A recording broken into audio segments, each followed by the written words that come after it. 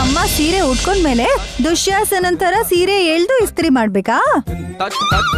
ಏಯ್ ಸೀರೆ ಕೊಟ್ ಕೃಷ್ಣ ಇವ್ರನ್ನು ಕಾಪಾಡಕ್ಕೆ ಕಾಯ್ತಾ ಇರ್ತಾನೆ ಅಂತ ಅನ್ಕೊಂಡಿದೀರಾ? ಏಯ್, ಇವಳ ಹತ್ರ ಮಾತಾಡ್ತಿದ್ರೆ ಸುಮ್ನೆ ಟೈಮ್ ವೇಸ್ಟ್ ನಮ್ಗೆ. ಮಾತಾಡ್ಬೇಡಿ, ನಿಮ್ ಜೊತೆ ಮಾತಾಡೋದಕ್ಕೆ ಇಲ್ಲಿ ಯಾರು ಕಾಯ್ಕೊಂಡಿಲ್ಲ. ಏಯ್ ಇವಾಗ ಮತ್ತೆ ಏನಾದ್ರೂ ಕುಡ್ಕೊಂಡ್ ಬಂದಿದ್ಯೇನೆ? ನಾನಾ? ಡ್ರಿಂಕ್ಸಾ? No, never. ರಾಂಗ್ ಮಾತಾಡ್ಬೇಡ ಮ್ಯಾನ್. ರಾತ್ರಿ ಕುಡ್ದು ಗಲಾಟೆ ಮಾಡ್ತಾ ಇದ್ದೆ, ಆಗ್ಲೇ ಮರ್ತ್ಬಿಟ್ಯಾ? ನಾನ್ ಕುಡಿಯೋದಾದ್ರೆ ಏನತ್ತೆ? ನಿಜವಾಗ್ಲೂ ಕುಡ್ದು ಬಾಯಿಗೆ ಬಂದಾಗ ಬೈದೆ ಕಣೆ. ನಮ್ಮ ಮಾಮ್ಗೂ ಬೈದೆ ನೀನು. ಏನಂದೆ? ಗುಂಡ್ರ ಗೋವಿ ಅಂತ ಹೇಳದ್ನಾ? ರಾಕ್ಷಸಿ ಅಂತ ಬೈದ್ನಾ? ನಿಮ್ ಕಾಲ್ ಮುರ್ದ್ ಹೋಗ, ನಿನ್ ಕೈ ಎರಡು ಬಿದ್ದೋಗ, ನಿನ್ ತಲೆ ಕೂದ್ಲೆಲ್ಲ ಉದ್ರೋಗಿ ಬೋರ್ಡ್ ಗುಂಡಿ ಆಗೋಗ. ನಿಲ್ಸು. ನಾನು ಈ ತರ ಮಾತುಗಳು ಯಾವತ್ತಾದ್ರೂ ಮಾತಾಡಿದ್ದೀನ ಹೇಳಿ ಅತ್ತೆ? ನೀವಂದ್ರೆ ನನಗೆ ಎಷ್ಟು ಭಯ, ಸ್ವಲ್ಪ ಮರ್ಯಾದೆನೂ ಇದೆ. ಲೇ ಲೇ ಅಂದೆ ಕಣೆ ನೀನು. ಎಕ್ಸಾಕ್ಟ್ ಆಗಿ ಹಾಗೆ ಬೈದಿಲ್ಲ ಅಂದ್ರೂ ಇಂಡೈರೆಕ್ಟ್ ಆಗಿ ಬೈದೆ. ನಿಜಾನಾ? ಪ್ರಾಮಿಸ್. ಹಾಗಿದ್ರೆ ನಾನು ಅತ್ತೆ ತಲೆ ಮೇಲೆ ಆಣೆ ಮಾಡಿ ಹೇಳ್ತೀನಿ. ಸಾಯ್ಲಿ ಅಂತಾನಾ? ನಿಮ್ಮನ್ನ ನಾನ್ ಯಾಕೆ ಸಾಯಿಸ್ತೀನಿ ಹೇಳಿ? ಪಾಪು ಸಾಯಿಸುತ್ತೆ. ಏಯ್ ಪಾಪುನ? ಅಯ್ಯೋ, ಪಾಪು ಅಂತ ಯಾಕೆ ಹೇಳ್ದೆ ನಾನು? ಗಾಯತ್ರಿ ಮೇಲೆ ಇವ್ರಿಗೆ ಡೌಟ್ ಬಂದ್ಬಿಟ್ರೆ? ಯಾವ ಪಾಪು? ಪಾಪು ಅಲ್ಲ ಅತ್ತೆ, ಪಾಪ. ನೀವು ಮಾಡಿರೋ ಪಾಪನೇ ನಿಮ್ಗೆ ಉಲ್ಟಾ ಹೊಡೆದು ನಿಮ್ಮನ್ ಸಾಯಿಸುತ್ತೆ ಅಂತ ನಾನು ಹೇಳ್ತಿರೋದು. ಏಯ್, ಇವಳನ್ನ ಇಲ್ಲಿಂದ ಆಚೆ ಕಳ್ಸೋ. ನೋ, ನಿಮ್ ಕೈ ಏನಾದ್ರೂ ನಂಗೆ ತಾಕಿದ್ರೆ ನಂಗೊಂಥರ ಆಗುತ್ತೆ. ಏಯ್ ನುಲ್ದಿದ್ ಸಾಕು ಹೋಗಲೇ. ಹೋಗ್ತೀನಿ, ಆದ್ರೆ ಕತ್ ಮೇಲಿರೋ ಬ್ಯಾಂಡೇಜು ಸರಿಯಾಗಿ ಹಾಕೊಳಕ್ ಹೇಳಿ ನಿಮ್ಮ ಅಮ್ಮಂಗೆ. ಎಲ್ಲೋ ಸಾರಿಗೆ ಮ್ಯಾಚಿಂಗ್ ಅಂತ ಯಾವ್ದಾದ್ರೂ ಒಡವೆ ಹಾಕೊಳಕ್ ಹೋದ್ರೆ ಕುಯ್ ಅಂತಾರೆ. ಏಯ್ ಹೋಗೆ.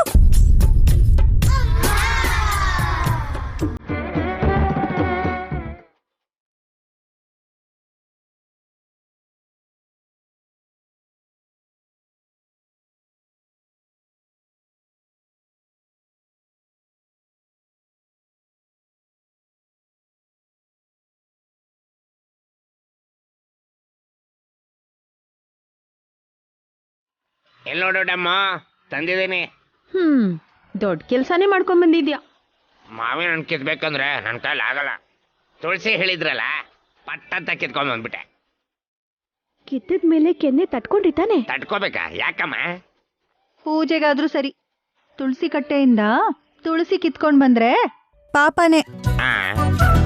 ಪರಿಹಾರಕ್ಕೋಸ್ಕರ 2 ಏಟ್ ತಿನ್ಬೇಕು. ನೀನ್ ಸುಮ್ನೆ ಯಾರೋಡಮ್ಮಕ್ಕ, ನನಗ್ ನಾನೇ ಹೇಗ್ ಹೊಡ್ಕೊಳ್ಳಿ? ಯಾಕಷ್ಟು ಯೋಚನೆ ಮಾಡ್ತೀರಾ ಚಿಕ್ಕಪ್ಪ? ಈ ಕಡೆ ತಿರುಗಿ. ಈಗ ಮೂಗಿ ಹಿಡ್ದು ನಮಗ್ ಸ್ಕೂಲಲ್ಲಿ ಹೊಡಿತಿದ್ರಲ್ಲ, ಅಷ್ಟ್ ಜೋರಾಗಿ ಹೊಡಿತ್ಯಾ ಪಾಪ ಅವ್ರಿಗೆ? ಚಿಕ್ಕಪ್ಪ ತಂದೆ ಸಮಾನನೇನಿ, ಅವ್ರಿಗೆ ನಾನಷ್ಟು ಜೋರಾಗಿ ಹೊಡಿತೀನ ಹೇಳು? ತಮಾಷೆಗೆ ಆ ಕಡೆ ಒಂದ್ಸರ್ತಿ ಈ ಕಡೆ ಒಂದ್ಸರ್ತಿ ಹೊಡಿತೀರಿ, ಹೀಗೆ. Very good. ಇವಾಗ ನನ್ಗೆ ಅನ್ಕೊಂಡಿದ್ ಪಾಪ ಹೋಯ್ತಾ? ಹೋಗಿರತ್ತೆ. ಎಲ್ರನ್ನು ಎಲ್ಲೋ ಡ್ರೆಸ್ ಹಾಕೊಂಬರಕ್ ಹೇಳಿದಿರಾ? ಏನಾದ್ರೂ ವಿಶೇಷ ಇದೆಯಾ? ಇದೇ ವಲ್ಲಭಾವ, ಹಳದಿ ಬಣ್ಣದ ಬಟ್ಟೆ ಹಾಕಿದ್ರೆ ಏಕಾಗ್ರತೆ ಇರುತ್ತಂತೆ, ನೆನ್ಪಿನ ಶಕ್ತಿ ಹೆಚ್ಚಾಗುತ್ತಂತೆ.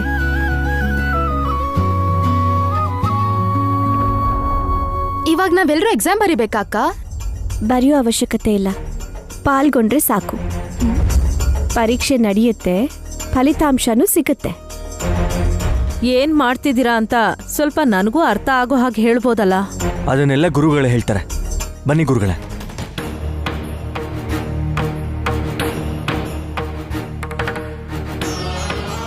ನಮಸ್ಕಾರ ಗುರುಗಳೇ. ಶುಭ ಮಸ್ತು.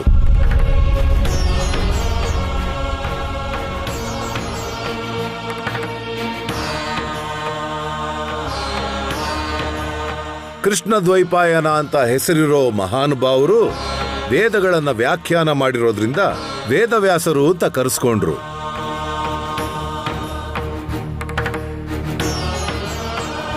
ಮಹಾಭಾರತ ಮಹಾಭಾಗವತ ಇವರ ಸೃಷ್ಟಿನೇ.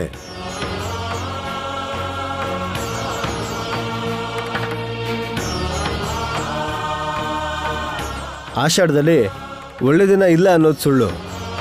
ಇವತ್ತು ಗುರುಪೂರ್ಣಿಮೆ, ಇದಕ್ಕಿಂತ ಶ್ರೇಷ್ಠವಾಗಿದ್ದು ಇನ್ನೇನಿದೆ? ಅದಕ್ಕೆ ವಿಕ್ರಾಂತ್ ಅವರೇ, ಸ್ವಾಮೀಜಿಗೆ ಹೊಸ ಬಟ್ಟೆ ಕೊಟ್ಟು ಆಶೀರ್ವಾದ ತಗೊಳ್ಳೋಣ ಅಂತ ಕರೆಸಿದ್ದೀನಿ. ಅಯ್ಯೋ, ಬಟ್ಟೆ ಕೊಡ್ತಿರೋ ಇಲ್ಲ ದುಡ್ಡು ಕೊಡ್ತಿರೋ ಅದು ನಿಮ್ಮಿಷ್ಟ. ಮೊದಲು ಯೆಲ್ಲೋ ಡ್ರೆಸ್ ಕಾನ್ಸೆಪ್ಟ್ ಏನು ಅಂತ please tell me. The colour of sunshine. Yellow brings A lot of positive feelings.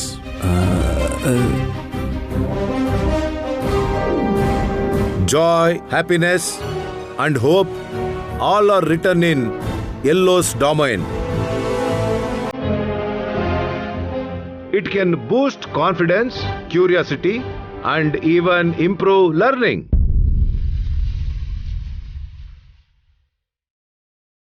It is associated with knowledge and wisdom.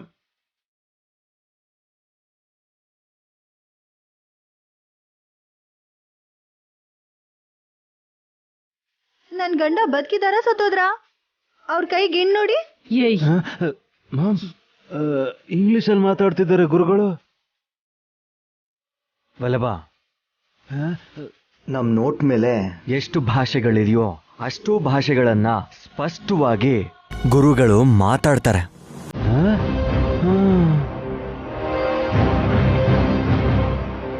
ಸಂಚಾರ ಮಾಡ್ತಾ ಸಕಲವನ್ನು ತಿಳ್ಕೊಂಡು ಜ್ಞಾನ ಬೋಧನೆಯನ್ನು ಮಾಡೋವ್ರಿಗೆ ಎಲ್ಲ ಗೊತ್ತು.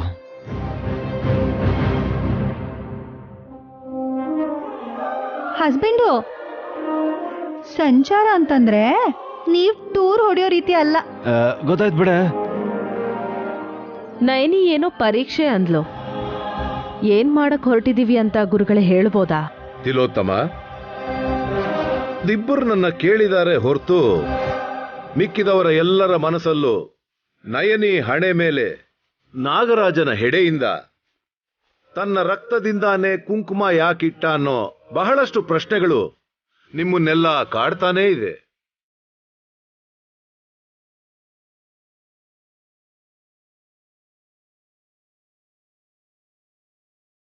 ಹೌದಾ ಗುರುಗಳೇ, ನನ್ಗೂ ಅದೇ ಡೌಟ್ ಆಗ್ತಿದೆ. ಆ ಹಾವ್ ಯಾಕೆ ಹಾಗೆ ಮಾಡ್ತಾ ಗೊತ್ತಿಲ್ಲ, ಆದ್ರೆ ನನ್ ಗಂಡ ಮಾತಲ್ಲೇ ಕೊಲ್ತಿದ್ದಾರೆ. ಸುತ್ತಿ ಬಳಸಿ ಮಾತಾಡದೆ ಸ್ಟ್ರೈಟಾಗಿ ಕೇಳ್ತೀನಿ. ಗುರುಗಳೇ, ಸುಮ್ಮನ ಹೊಟ್ಟೆಯಲ್ಲಿ ಬೆಳೀತಾ ಇರೋ ಮಗುಗೆ ತಂದೆ ನಾನೇನಾ?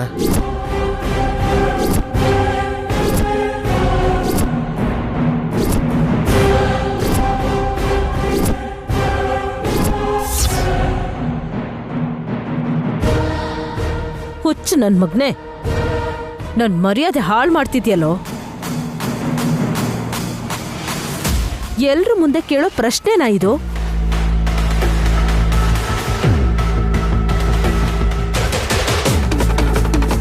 ನನ್ನ ನಿಮ್ಗೇನ್ ಗೊತ್ತತ್ತೆ?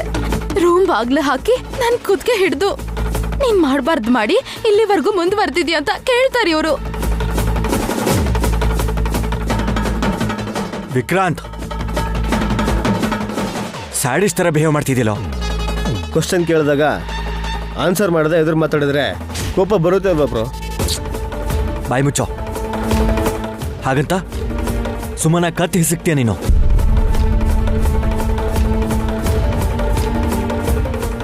ಗಂಡ ಹೆಂಡತಿ ಮಧ್ಯ ಪ್ರೀತಿ ಇರಬೇಕು, ಜಗಳ ಆಡುವಂತ ದ್ವೇಷ ಇರಬಾರ್ದು ವಿಕ್ರಾಂತ್. ಡಮ್ಮೋ ಡಮ್ಮ. ಪ್ರಶ್ನೆಗೆ ಪರೀಕ್ಷೆಗೆ ಫಲಿತಾಂಶ ಸಿಕ್ತಿರ್ಬೇಕಾದ್ರೆ ವಿಕ್ರಾಂತ್ ಅವ್ರನ್ನ ಯಾರೂ ಬೈಬೇಡಿ.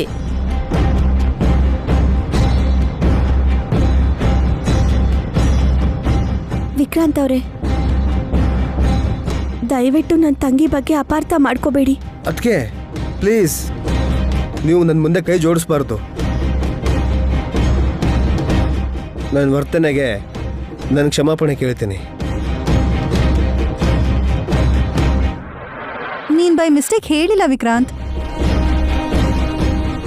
ಕರೆಕ್ಟ್ ಆಗೇ ಕೇಳಿದ್ಯಾ. ಏಯ್, ಏನು ನಿಂದು? ಸುಮ್ನಿರ್ರಿ. ಇಲ್ಲೇನಾದ್ರೂ ಅಗ್ನಿಕುಂಡ ಇಟ್ಟು ಸುಮ್ಮನೆ ಅದ್ರಲ್ಲಿ ದೂಕ್ಬೇಕು ಅಂತ ಏನಾದ್ರೂ ಪರೀಕ್ಷೆ ಮಾಡ್ತಿದ್ದೀರಾ? ಇಲ್ಲ ಅಲ್ವಾ? ಆದ್ರೆ ಹಾಗೆ ಅನುಮಾನ ಪಡೋದು. ಎಕ್ಸ್ಕ್ಯೂಸ್ ಮೀ ಚಿಕ್ಕಪ್ಪ, ಒಂದ್ ನಿಮಿಷ. ಕಟ್ಕೊಂಡಿರೋ ಗಂಡಂಗ್ ಮಾತ್ರ ಅಲ್ಲ, ಈ ಮನೆಗ್ ದೊಡ್ಡ ಸೊಸೆ ಆಗಿರೋ ನನಗ್ ಕೂಡ ಸುಮ್ಮನ ಮೇಲೆ ಡೌಟ್ ಬರ್ತಿದೆ. ಅಂದ್ರೆ ಏನಕ್ಕ? ನಾನ್ ತಪ್ಪು ಮಾಡಿದ್ದೀನಿ ಅಂತನಾ? ತಪ್ಪು ಮಾಡ್ದ್ಯಾ ಇಲ್ಲ ನೀನ್ ಲಾಲಿಪಾಪ್ ತಿಂದ್ಯಾ ಅಂತ ನಾನು ನಿನ್ ಕೇಳ್ತಿಲ್ಲ.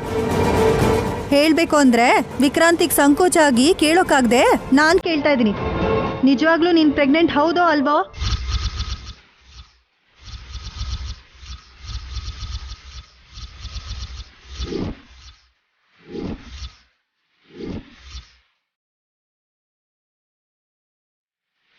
ನೀನ್ ಏನೋ ಕೇಳ್ತೀಯ ಅನ್ಕೊಂಡ್ರೆ ಪೆದ್ದಾಗಿ ಮಾತಾಡಿ ವಿಷಯನ ಡೈವರ್ಟ್ ಮಾಡ್ಬೇಡ ಹಾಸಿನಿ.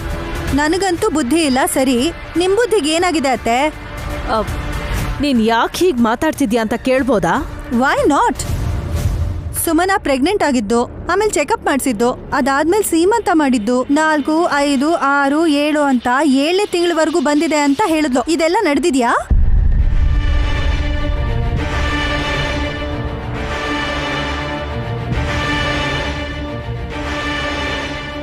ಹೌದಕ್ಕ, ನನ್ಗೆ ಇವಾಗ 7ನೇ ತಿಂಗಳು. ರಿಪೋರ್ಟ್ಸ್ ತೋರ್ಸು. ಯಾವ ರಿಪೋರ್ಟ್ಸ್ ಅತ್ತಿಗೆ? ನಿನ್ ಹೆಂಡತಿಗೆ ತಿಂಗಳ ಸ್ಕ್ಯಾನ್ ಮಾಡಿಸ್ತೀಯಲ್ಲ, ಆ ರಿಪೋರ್ಟ್ಸ್ ತೋರಿಸ್ತೀಯಾ?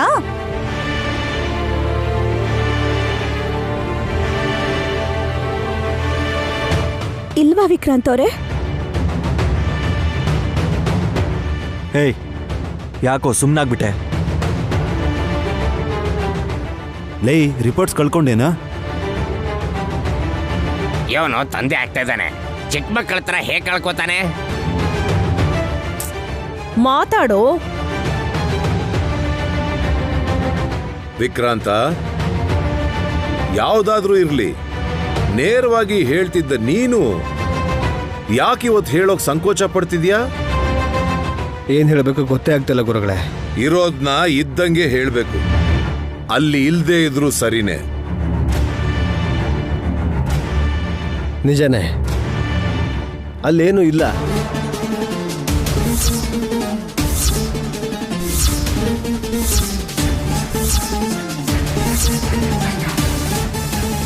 ವಾಟ್? ಏನ್ ಹೇಳ್ತಿದ್ಯೋ? ಸರಿಯಾಗಿ ಹೇಳು. ನಮ್ಮಮ್ಮ ವಿಶಾಲಾಕ್ಷಿ ಹೇಳ್ದಂಗೆ ಸುಮನನ್ ಹೊಟ್ಟೆಲಿ ಮಗುನೇ ಇಲ್ಲ ಅನ್ಸತ್ತೆ. ಏಯ್, ಹುಚ್ಚುಚ್ಚಾಗಿ ಮಾತಾಡಿದ್ರೆ ಸರಿ ಇರಲ್ಲ, ಹೇಳ್ತಾ ಇದ್ದೀನಿ. ಕೋಪಸ್ಕೋಬೇಡಮ್ಮ, ಅಭಿಪ್ರಾಯ ಹೇಳೋ ಹಕ್ಕು ಎಲ್ಲರಿಗೂ ಇರುತ್ತೆ. ಅಲ್ಲೇನೂ ಇಲ್ಲ ಅಂದ್ಮೇಲೆ ಎಲ್ಲಿ ಏನು ಅಂತ ಕೇಳೋಕ್ಕೂ ಮುಂಚೆ ಉತ್ತರ ಕೊಡು ವಿಕ್ರಾಂತ್. ಅದಕ್ಕೆ ಸುಮನ ಪ್ರೆಗ್ನೆಂಟ್ ಆಗಿದ್ದಾಳೆ, ಆದರೆ ನಾವು ಅದೆಷ್ಟು ಸಲ ಸ್ಕ್ಯಾನ್ ಮಾಡಿಸಿದ್ರು ಅದರಲ್ಲಿ ಏನು ಕಾಣಿಸ್ತಾನೆ ಇಲ್ಲ.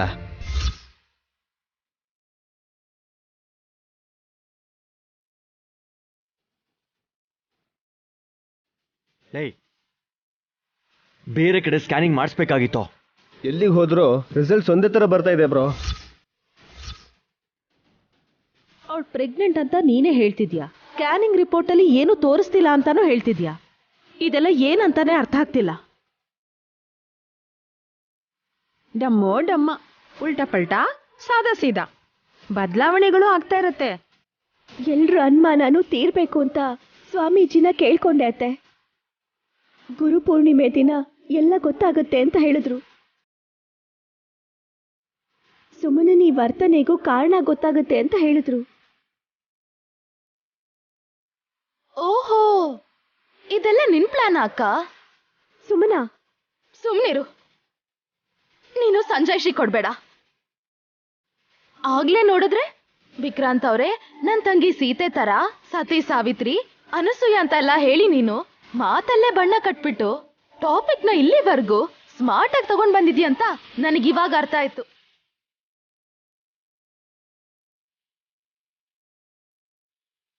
ಸುಮನಾ, ನೈನಿ ಬಗ್ಗೆ ಅಪಾರ್ಥ ಮಾಡ್ಕೋಬೇಡ. ನೀವೇನು ಅನ್ಕೋಬೇಡಿ ಬಾವಾ. ಸ್ಕ್ಯಾನಿಂಗ್ ಮಾಡಿಸಿದಾಗ ರಿಪೋರ್ಟ್ ಅಲ್ಲಿ ಏನು ಕಾಣಿಸಿಲ್ಲ ಅಂತ ಹೇಳಿದ್ ನಿಮ್ ತಮ್ಮ ಪ್ರತಿ ತಿಂಗಳು ನನ್ನ ಹಾಸ್ಪಿಟಲ್ಗೆ ಯಾಕೆ ಕರ್ಕೊಂಡು ಹೋದ್ರಂತೆ? Time pass ಮಾಡೋದಿಕ್ಕ?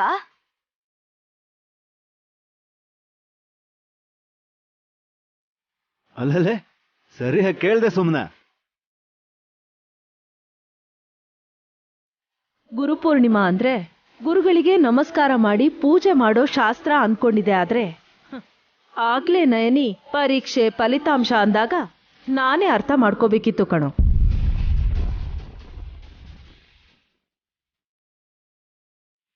ಸ್ವಂತ ತಂಗಿ ಗರ್ಭದಲ್ಲಿ ಮಗು ಇದೆಯೋ ಇಲ್ವೋ ಅನ್ನೋ ಫಲಿತಾಂಶಕ್ಕೆ ಪರೀಕ್ಷೆ ಅಂತ.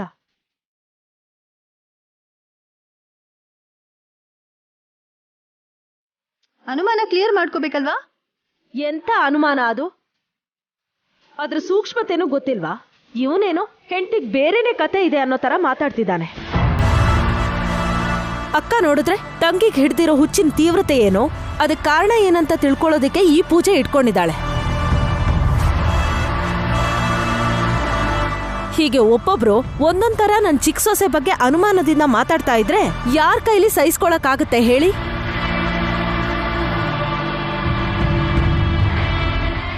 ಅತ್ತೆ, ನೀವು ಸಮಾಧಾನ ಮಾಡ್ತಿದ್ದೀರೋ ಇಲ್ಲ ಸುಮ್ಮನಾಗಿ ರೇಗಿಸ್ತಿದ್ದೀರೋ ಅಂತ ಅರ್ಥ ಆಗ್ತಿಲ್ಲ. ನಾನ್ ಯಾಕೆ ಮಾಡ್ಲಿ? ನನಗೇನ್ ಲಾಭ? ಲೆಕ್ಕ ಹಾಕೊಂಡು ಕೂತ್ಕೊಳ್ಳೋಷ್ಟು ಪುರ್ಸತ್ತಿಲ್ಲ. ಗುರುಗಳು ಬಂದಿದ್ದಾರೆ, ಅವ್ರಿಗೆ ಹೊಸ ಬಟ್ಟೆ ಕೊಟ್ಟು ನಾವು ಆಶೀರ್ವಾದ ತಗೊಳ್ಳೋದು ಒಳ್ಳೇದು.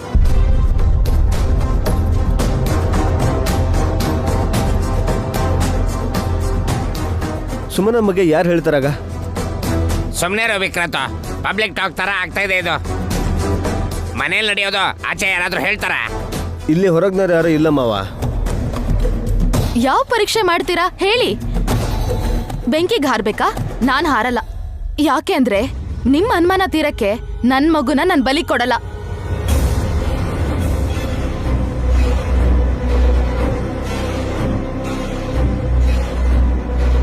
ಇನ್ನೊಂದು ಹಾಸ್ಪಿಟಲ್ಗೆ ಹೋಗಿ ಸ್ಕ್ಯಾನಿಂಗ್ ಮಾಡಿಸ್ಕೋಬೇಕಾ?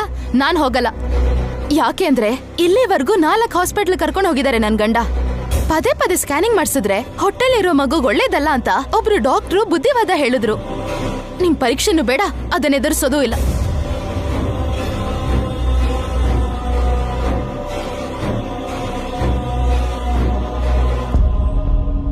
ಅಂಥ ಕಠಿಣ ಪರೀಕ್ಷೆಗಳು ಇರೋದಿಲ್ಲ ಸುಮನ. ನಿನ್ನ ಬಗ್ಗೆ ಬೇರೆ ಬೇರೆ ರೀತಿಯಲ್ಲಿ ತಿಳ್ಕೊಂಡಿರೋ ಎಲ್ರಿಗೂ ಅರ್ಥ ಆಗೋ ರೀತಿಯಲ್ಲಿ ಹೇಳೋದ್ರಿಂದ ನಿನ್ನ ಮನಸ್ಸಿಗೆ ಮನಃಶಾಂತಿ ಸಿಗುತ್ತೆ. ಅದಾದ್ಮೇಲೆ ಕೂಡ ನನ್ನ ಅನುಮಾನಿಸಲ್ಲ ಅಂತ ಏನ್ ಗ್ಯಾರಂಟಿ? ನಿರ್ಧಾರ ಮಾಡಿದ ಮೇಲೆ, ಸತ್ಯ ಏನು ಅಂತ ತಿಳ್ಕೊಂಡ್ಮೇಲೆ ಸ್ತಬ್ಧತೆ ಅಥವಾ ಶಾಂತಿ ಏರ್ಪಾಟಾಗುತ್ತೆ. ಹಾಗಾದ್ರೆ ಒಳ್ಳೇದೆ. ಇನ್ ಮುಂದೆ ನಮ್ಮ ಅಕ್ಕನಂತವ್ರು ಬೇಡದಿರೋ ಬುದ್ಧಿವಂತಿಕೆನ ತೋರ್ಸೋದ್ ಬಿಡ್ತಾರೆ.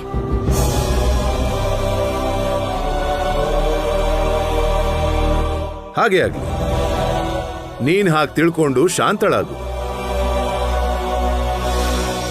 ನಯನಿ, ನನ್ನ ಸತ್ಕಾರ ಮಾಡೋಕು ಮೊದಲು ಸತ್ಯನ ಸಾಕ್ಷಾತ್ಕಾರ ಮಾಡೋದ್ರಿಂದ ಉಪಯುಕ್ತವಾಗಿರುತ್ತೆ. ನೀವ್ ಹೇಗ್ ಹೇಳ್ತಿರೋ ಹಾಗೆ ಕೇಳ್ತೀನಿ ಸ್ವಾಮೀಜಿ. ಹಳದಿ ಕಣ್ಣಿಂದ ನೋಡೋದ್ರಿಂದ ಎಲ್ಲವೂ ಹಳದಿಯಾಗೆ ಕಾಣುತ್ತೆ.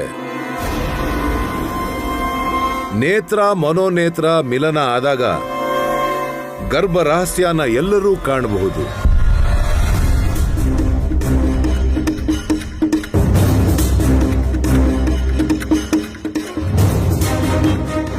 ಹಾಗೆ ನಡೆದ್ರೆ ಅದ್ಭುತ ಅಂತಾನೆ ಹೇಳ್ಬೋದು. ಎಕ್ಸ್ರೇ ಮಿಷಿನ್ ಉಪಯೋಗಿಸ್ದೆ ನೋಡೋದು ಅಂದ್ರೆ ದೊಡ್ಡದಲ್ವಾ ಗುರುಗಳೇ? ಇವತ್ತಿನ ದಿನ ಇನ್ನೊಂದು ವಿಶೇಷನೂ ಇದೆ. ಆದಿಶಕ್ತಿ ಪೂಜೆ ನಡೆಯೋದ್ರಿಂದ ಪರಂಜ್ಯೋತಿಯ ಬೆಳಕಲ್ಲಿ ಆ ಜಗನ್ಮಾತೆ ದಯೆಯಿಂದ ತಾಯಿ ಆಗ್ತಿರೋ ಸುಮನ ಗರ್ಭವನ್ನು ಎಲ್ಲರೂ ನೋಡೋಕೆ ಸಾಧ್ಯ ಆಗುತ್ತೆ.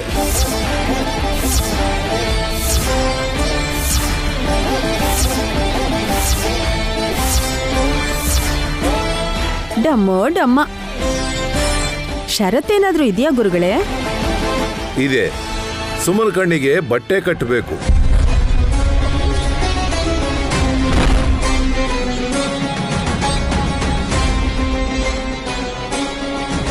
ಅದೇನ್ ಗುರುಗಳೇ, ನಾವೆಲ್ಲರೂ ನೋಡ್ಬೋದು, ಆದ್ರೆ ನನ್ ಚಿಕ್ಕ ಸೊಸೆ ನೋಡ್ಬಾರ್ದಾ? ನೋಡ್ಬಾರ್ದು.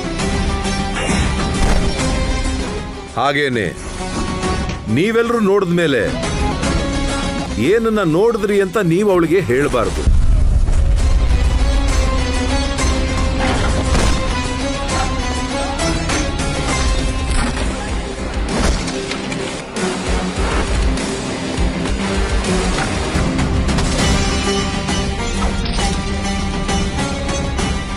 ನಾವ್ಯಾರು ಹೇಳಲ್ಲ. ಹಾ ಇವಾಗ ಹೀಗೆ ಹೇಳ್ತೀಯಪ್ಪ. ರಾತ್ರಿ ಆದ್ಮೇಲೆ ಲೈಟ್ ಆಫ್ ಮಾಡಿ ಬೆಳಿಗ್ಗೆ ಹೀಗೆಲ್ಲ ಆಯ್ತು ನಿಮ್ಗೆ ಗೊತ್ತಾ ಅಂತ ಕೇಳ್ತೀರಾ.